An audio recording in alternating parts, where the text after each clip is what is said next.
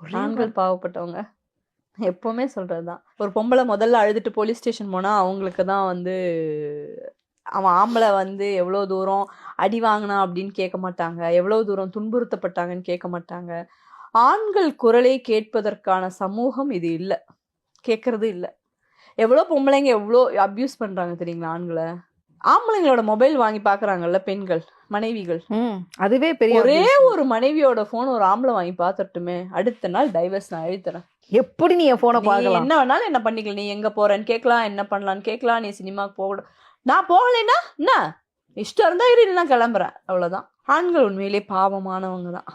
அவங்களுக்கு சட்ட ரீதியாகவும் சமூக ரீதியா, நீங்க உங்க அம்மா வீட்டுக்கு போங்க, என்னம்மா ஆச்சு, ஏன் ரோகிணி என்ன பண்ணிட்டான், அடிச்சிட்டானா அந்த நாய் அப்படின்பாங்க. இதே உங்க வீட்டுக்கார் போட்டோம், அவ சரியில்லையாடா வாடா அப்படின்னு சொல்ல மாட்டாங்க. ஏய் நீ ஆம்பளை தானே, அவளை போட்டு ரெண்டு தட்டி தட்டி குடும்பம் நடத்த தெரியாது அப்படின்பாங்க. புரியுதா?